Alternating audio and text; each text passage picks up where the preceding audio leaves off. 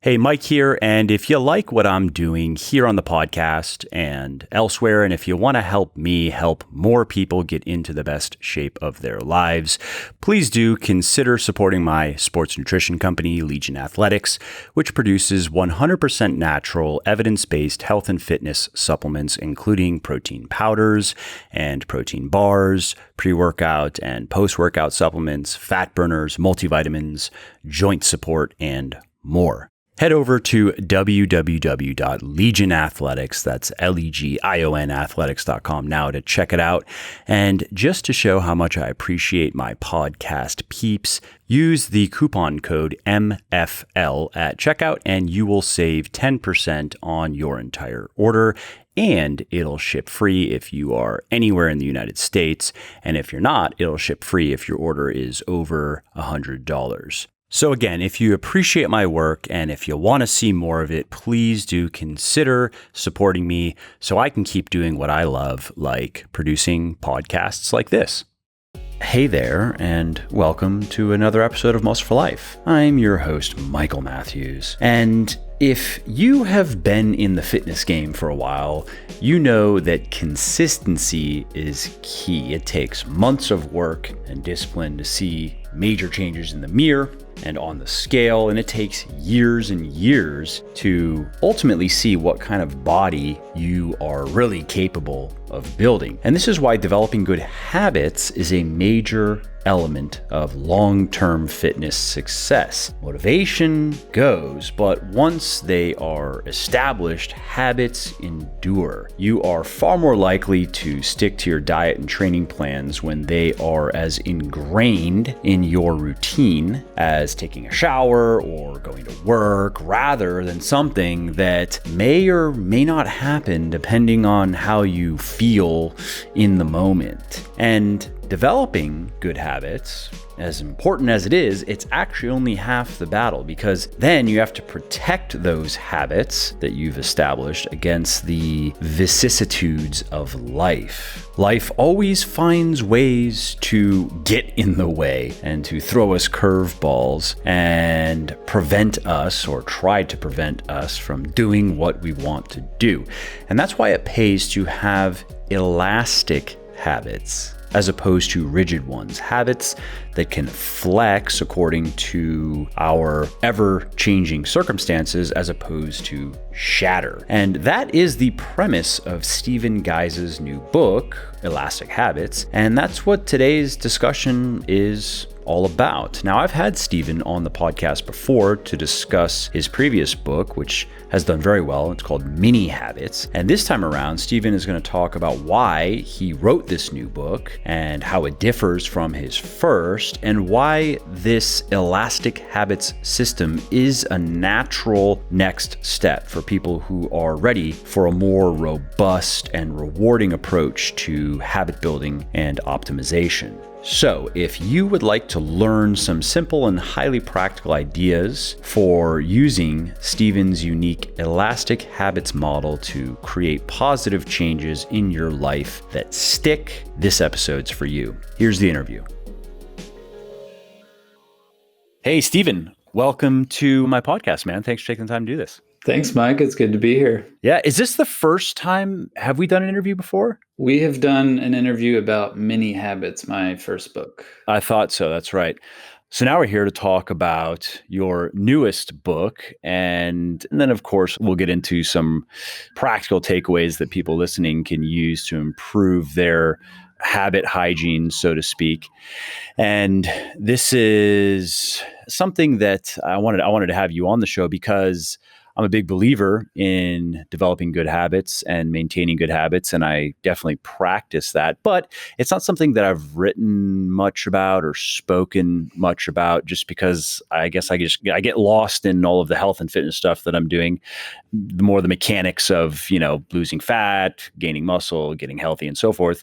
But this is a major part of the overall process of the bigger picture. If someone is going to ultimately have success in their fitness, it is going to involve good habits. Now, whether they explicitly set out to establish those habits and maintain those habits, or if it just kind of happens organically. Either way, they're going to be doing certain things right.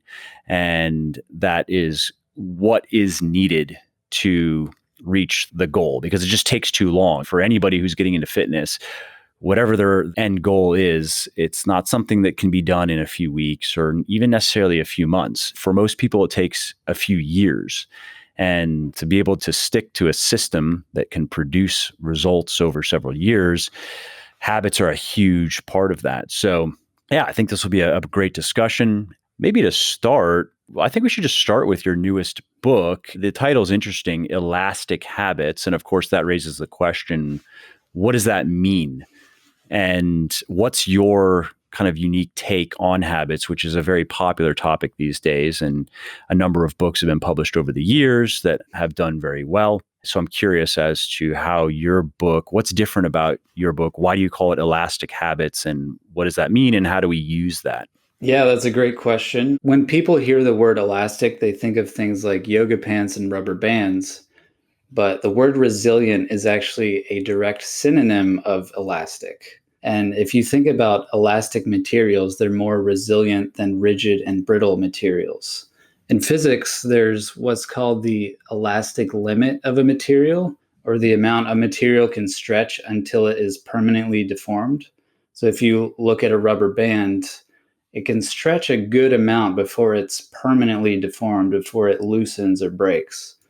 And then there's also the elastic modulus of a material, which is a material's resistance to temporary deformation. The modulus is low for the rubber band because obviously it's easy to temporarily deform it, but it takes quite a bit of pressure to permanently. Yeah, so a diamond would have a very high elastic modulus. So this is an interesting way to think about elasticity because it actually makes things stronger. And that's something I talk about in the book. Flexibility is strength because it allows you to improvise, it allows you to overcome whatever obstacles are in your way. And that's also a popular idea these days. It makes me think of the pop stoicism that has been probably primarily pushed and promoted by Ryan Holiday, right? This idea of resilience and being able to bounce back from hardship, or anti-fragility, Nassim Taleb, that concept where not only do you come back from hardship, but you come back stronger. And that's really what you need to be able to thrive in the world and so forth. Yeah, and I think that's great. I love those books. I read them. But one thing I've noticed is those are typically mental tools. They basically try to talk you into being that way. And that can work to some extent. But I think what sets this book apart is that it's rooted in habits and action. Which is a more effective way to change the subjective, just change the objective. And I wrote about this in a book of mine called The Little Black Book of Workout Motivation. And I totally agree that it's hard to just will yourself into a new mindset at the snap of a finger, or at the turn of a page, change fundamental ideas and beliefs that are often rooted in your sense of identity.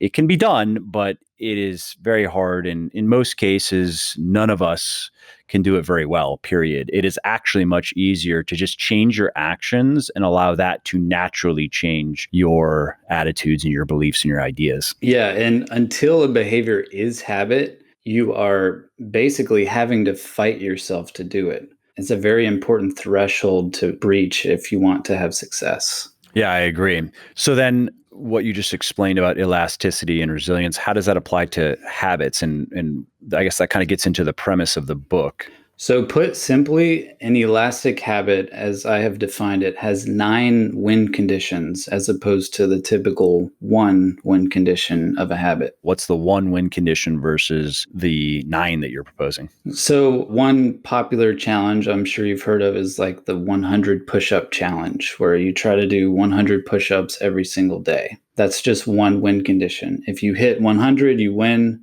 If you don't, you lose. So an elastic habit has what I call lateral and vertical flexibility, 3 by 3. For an exercise habit, you would have 3 lateral options. Say you can do yoga, you can go for a walk, or you can lift weights. And then each of those options would also have 3 vertical levels of success, which could be stated as easy, medium, hard. So then the idea is it allows you to not have an extreme, just kind of binary, the only way to feel like you did well is to do very intense weightlifting workouts 5 days a week. With your model, then it could be, well, okay, you might do an intense weightlifting workout on Monday, and that's a win. And you might just go for a walk and 20-minute kind of casual walk on Tuesday, and that's a win. It's a different kind of win. Maybe it's not as great of a win even. We don't even have to pretend like it's the same physiologically, at least, but hey, it's a win. And then the next day, maybe a medium intensity yoga session, that's a win. And then maybe you get back to the intense weightlifting. You can kind of build that chain of successes internally as opposed to it's either all or nothing. Exactly. And that's something I've talked about a lot in my previous books, that all amounts of progress are success because every success is made up of smaller bits of progress and success.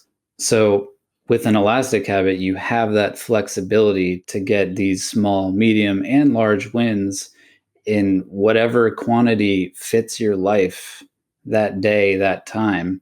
And you don't need to feel bad about it because you're making progress every single day. And it helps with I think that there's actually isn't there a technical term for this? Is it activation cost, or it's just that initial hump you have to get over to start doing something? Because that's usually, with at least what I've experienced with any activity, that's where the resistance is greatest, is before you start. But once you start doing something within 10 minutes or so, you often want to just keep doing it.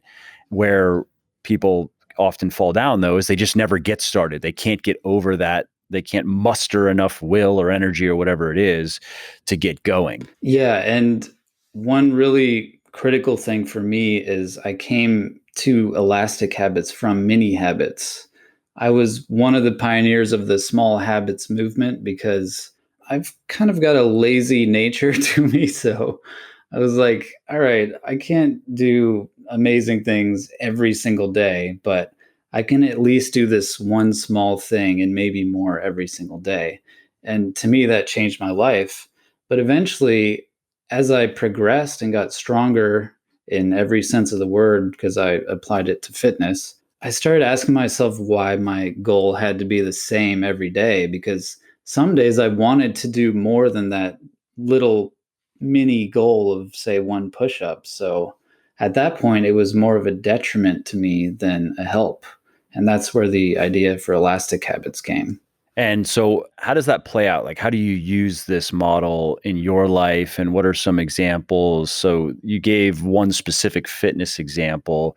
I'm just curious to hear now some of the more kind of practical elements of how do you use this model to get more of what you want out of life, right? That's really anybody listening right now. That's probably why they're listening. That's probably why they care about getting better with habits. It's not just an abstract, like, oh, it'd be cool to be just, good at habits. It's more about a means to an end, right? Yeah. So something I talk about in the book are motivational sweet spots.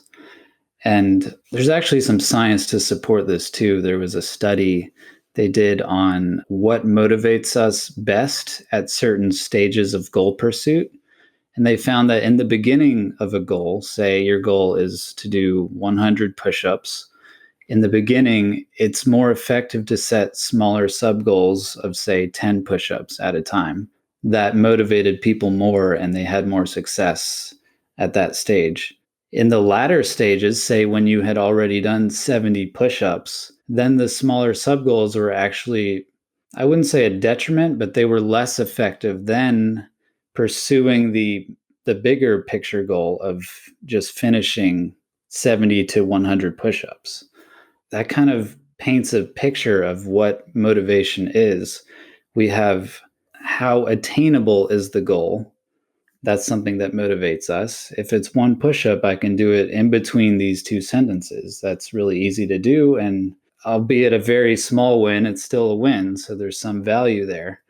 And then you have goal value, which is the overall, what's the return on my invested time and energy? So you have goal attainability, goal value, and a spot in between, which I call goal respectability, which is not a great amount, just a decent amount, and it's respectable. And it kind of combines the two extreme points. It's very relevant to writing a book. I mean, I've written about this concept in a little bit different way, where there's research that shows that in the beginning, you might be talking about the same research, but it's the same concepts. It's just worded a little bit differently. That in the beginning, what you don't want to do, and I've even experienced this myself, and I would say I'm generally someone who doesn't struggle with discipline or motivation or habits. I just do the things I need to do for the most part. I mean, nobody's perfect, but is don't think about all that you have in front of you, especially when you're beginning, because this is the first step of, let's say, 1,000 steps that you're going to have to take. That is, even if it's not demotivating, because maybe you're a person who's not easily demotivated, it's not motivating. It's not motivating. Take writing a book. It's not motivating when you think of, you just started on the first page and you're like, cool, word one of 100,000 that I'm going to have to write and edit and blah blah blah. It's more motivating to just look at the progress that you're making and that you have made. So looking back, so okay, you wrote 2,000 words your first day, great, you've started, and then on the next day you've written another, let's say it's 1,000 words. Okay, you've written 3,000 words, and purposely ignoring the bigger picture of, you still got a lot of words to go. But then research showed that as people moved toward the completion of the goal, it was more motivating to think about how much is left, because it's more palatable. So when you've now, let's say that you've written 60, 70,000 words, and hey, you only have 30,000 words to go, then that can provide more motivation than just thinking about, well, I've already written 60,000. I wrote another 2,000 yesterday. Now I've experienced that myself. It's like a little, I don't like to use the word hack, but I think it's a useful little lens to view work projects through. And I've found it makes the process more enjoyable. It may not affect productivity so much, for me at least. It does make it more enjoyable. And I do intentionally do that in the beginning, just focus on that I'm making progress and looking back on the progress that I've made so far. And then as I move toward the end, focusing on, hey, I'm almost done. I just have to get through, this is the last bit. And then I find that it just makes it more exciting. Yeah, I think that was the same study. They actually did 4 separate experiments, and they all confirmed this hypothesis that sub goals were better in the beginning, goal value was better in the end. Yeah, exactly. It probably is the same research. What are some other practical examples or uses of this elastic habits model that you either talk about in the book or you use personally? So I personally use writing, reading, and fitness. My reading elastic habit actually only has one lateral option because there's only one way to read a book. So I just have 3 levels of success there. And what are those specifically for you? The mini level, as I call it, is 2 pages. I call them mini, plus, and elite for small, medium, large. Plus level is 15 pages and elite is 50 pages. I'm not much of a reader, and that's the great thing about this system is it adapts to wherever you are. I started at 1 push-up a day, then I went to 3 push-ups a day, and then 10 push-ups a day for the bottom mini level. That's just because that's where my baseline went. Whether you're elite in an area or you're just starting out, an elastic habit can go along with you the whole way. And I guess the idea, the game, right, is to move your average over time upwards. So move it to where you're generally in the plus and elite levels, and maybe you have a low day here and there, but the low days become more and more infrequent, right? Yeah, and I definitely recommend tracking so you can see and feel this progression the whole way. How do you track? I've actually created custom tracking for the system because it required it. You could maybe use a generic habit tracker, but it wouldn't be as nice as the ones I've created because I use color-coded stickers. So if I reach the elite level, I just put a red sticker there. If it's mini, I put a green sticker there. It's just really easy and satisfying. Do you share your template for this on your website or? Yeah, I actually sell the products on my website, minihabits.com. And a few readers have actually created spreadsheets. Yeah, that's what I would think. That you could also assign numeric values, just 1, 2, 3. And if you see that your average number is going up over time, for example, then that's a good sign. So in the book, I don't recommend the 1, 2, 3 How come? just because it implies that, which is correct, it implies that elite is much better than mini. So psychologically, you could get into that all or nothing mindset with that. I recommend symbol iteration. And what I say in the book is draw an empty triangle for mini, fill in the triangle for plus, and then make the triangle a filled in square for elite. It gives you the same information, but it doesn't necessarily say that elite is so much better than mini, because that's kind of the problem this addresses, is the all or nothing thinking that says, oh, I can't work out for 45 minutes today, so I'm just going to sit on the couch. Yeah, I could see that. I guess it takes away some of the psychological impact, even if it is subconscious, of numbers. In general, our culture is very obsessed with numbers and quantifying things. So I could see that. I will say that there is a scorecard attached where you do then, after the fact, calculate your score for the 15-day period or the month. So you can quantify it later. But I think when you're in the midst of it, you need to have kind of an open mind to all three levels. I see. And so when you're quantifying later, then it is like a 1, 2, 3. You're just adding up basically, and there's your score. Yeah, exactly. Yeah, that makes sense. Hey, quickly, before we carry on, if you are liking my podcast, would you please help spread the word about it? Because no amount of marketing or advertising gimmicks can match the power of word of mouth. So if you are enjoying this episode and you think of someone else who might enjoy it as well, please do tell them about it. It really helps me. And if you are going to post about it on social media, definitely tag me so I can say thank you. You can find me on Instagram at Muscle for Life Fitness, Twitter at Muscle for Life, and Facebook at Muscle for Life Fitness. Do you do any myth busting in this book? Any things that people generally believe about habits that are either not true or just don't really work in practice for most people? Yes. One myth which the book attacks head on, I think, I called it the Goldilocks lie, which is the idea that there is a perfect spot, one goal spot that will meet all of your needs every day. Like, people are always searching for the right spot. Like, where should my goal be at? Should I put it up high so I'm amped up to reach it? Should I put it right in the middle where it's attainable but still has value? The truth is that spot changes every day because we have bad days, because life happens. We need to have some amount of flexibility to be able to continue without feeling like we've failed. And is that a flexibility of the goal, though, or the process?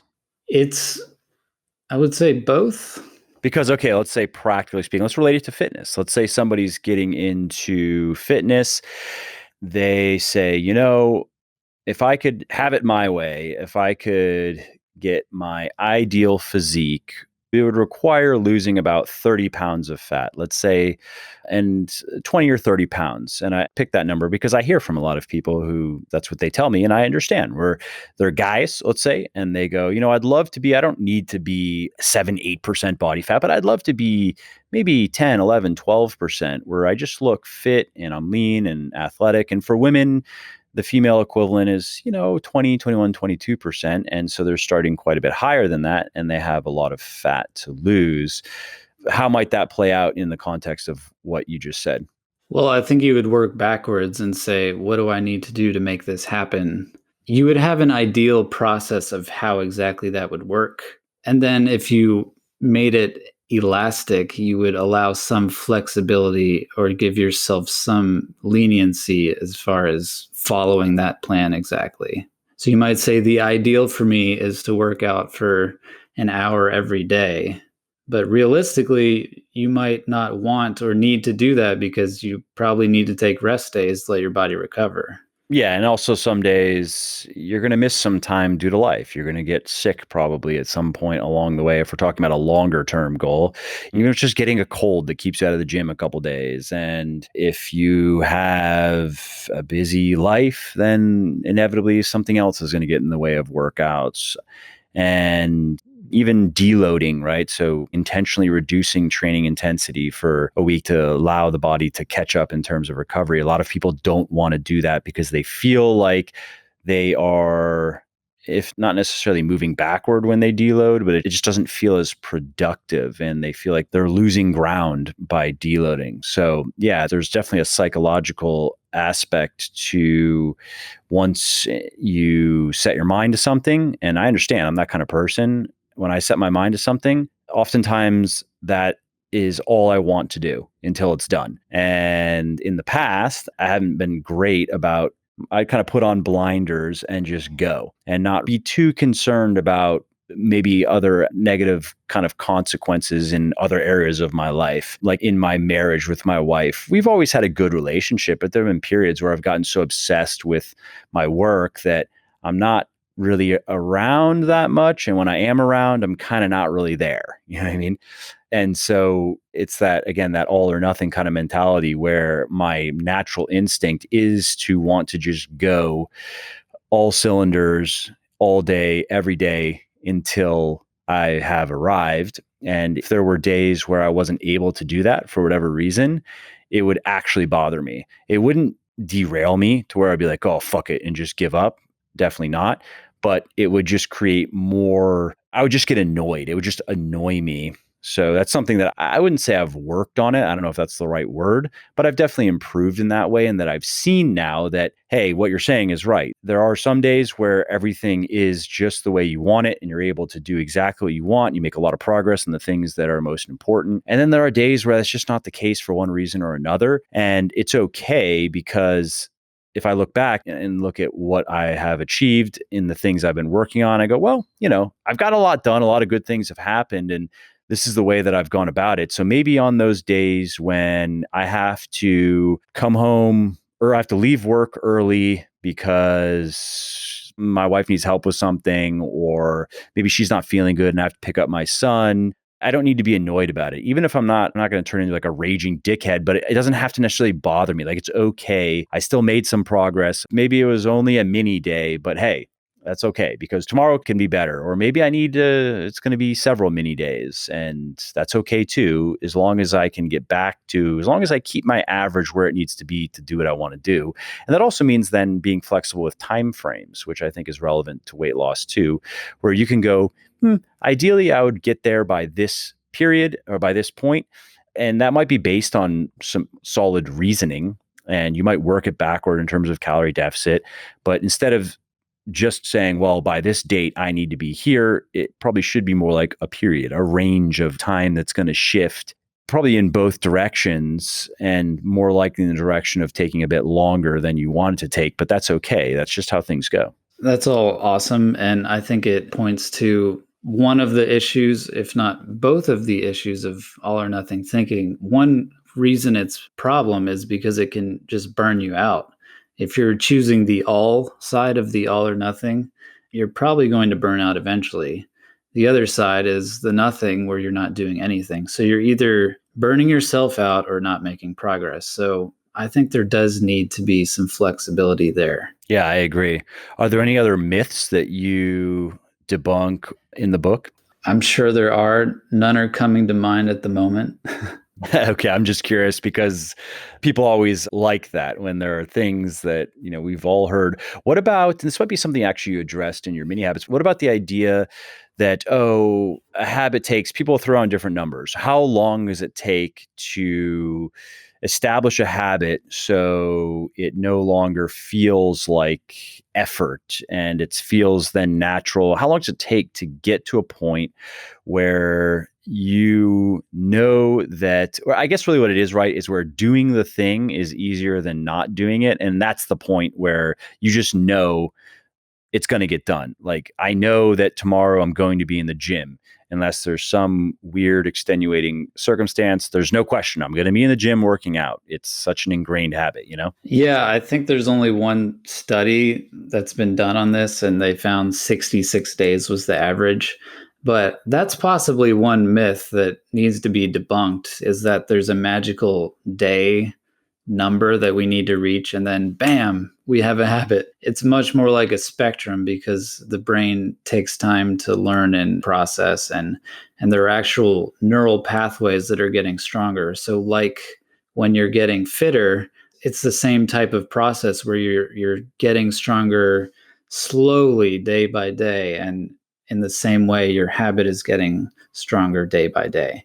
And you will notice things like, oh, well, I don't really resist going to the gym, and then, oh, I would prefer going to the gym as opposed to not going to the gym. Right. And how does that fit into the elastic habits model? Like, how do you recommend that people start? Because if they have several different, let's say, activities that they can choose from to reflect whatever it is, whatever the habit is, and to help them progress toward the goal, and then different levels of intensity, do you still just generally say, hey, start with the mini habit approach? Start with something so simple that you can't say no to it.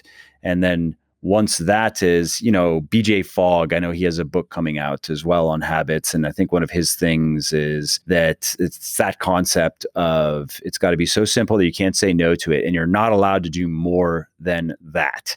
So if it's flossing, for example, is the habit, then it is you start with flossing one tooth per day, and you're not allowed to do more than one tooth until flossing one tooth per day is on automatic. Then you can increase the intensity. What are your thoughts on that and how it would fit into the model that you have shared in the book? I do not agree with that at all. I think one of the frustrating things about these small habit systems, including mini habits, is that on some days you do want to do more, and on some days you can do more. And why wouldn't you do more if you're able to do so?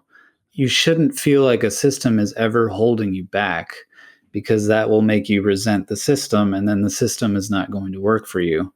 I've had so much success personally with elastic habits because I have that freedom to get the huge win on any day.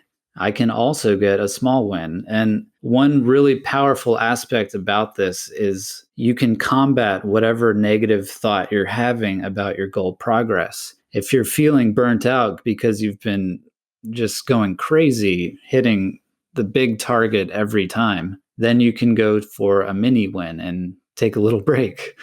If you're frustrated because you're only getting these tiny wins, well, the big win is right there for the taking if you want it.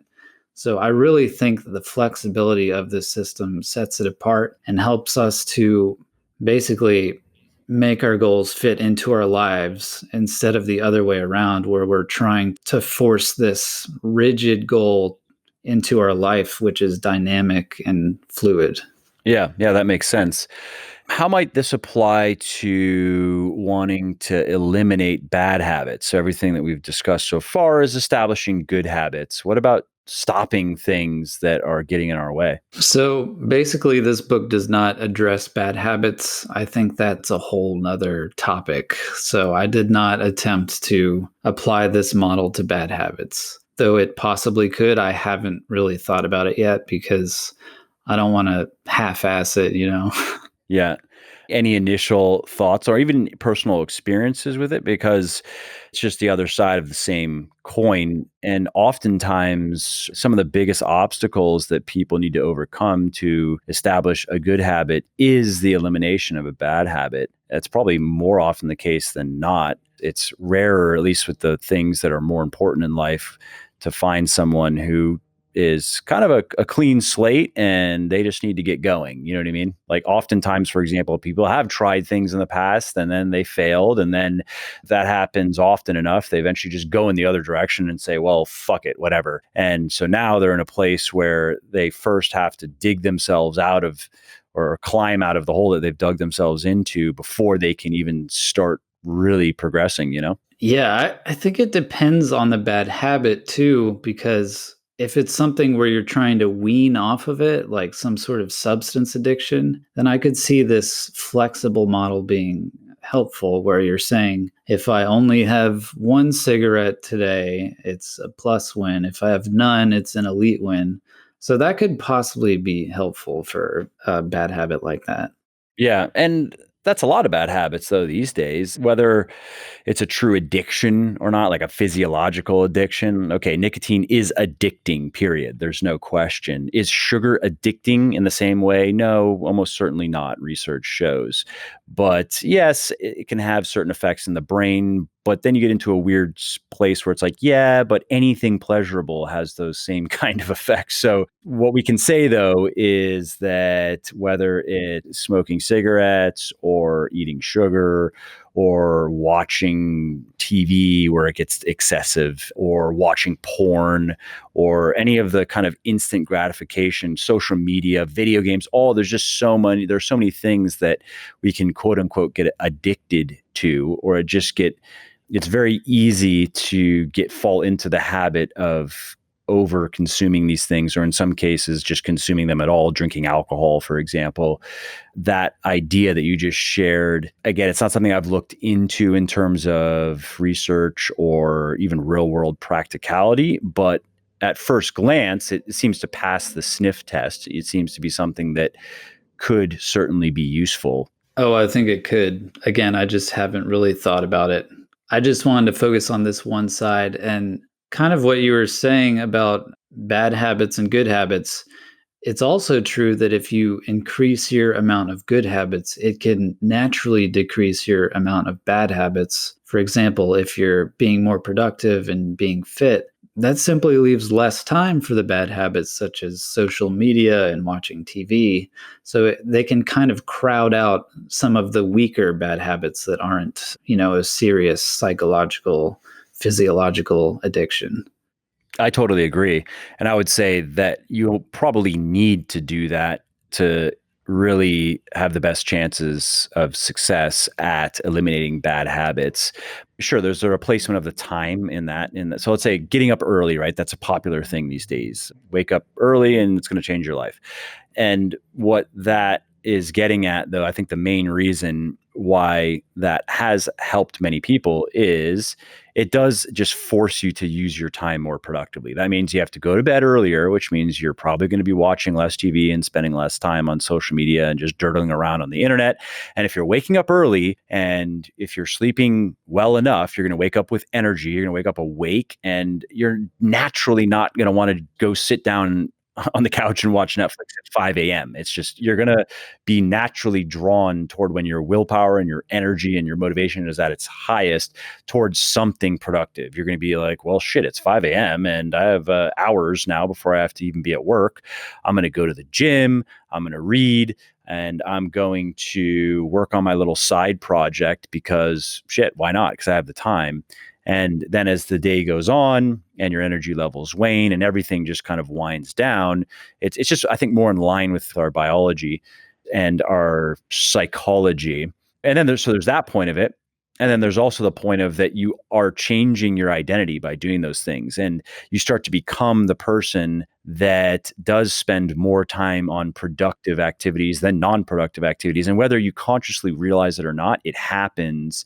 And certain things now just aren't appealing anymore. Just you don't want to go binge Netflix for hours on a Wednesday night. It's just you get to a point where you're like, it would be so uncharacteristic of you. There's really no chance it even happens. Yeah, exactly. Along those lines, I think something that's not talked about enough is momentum.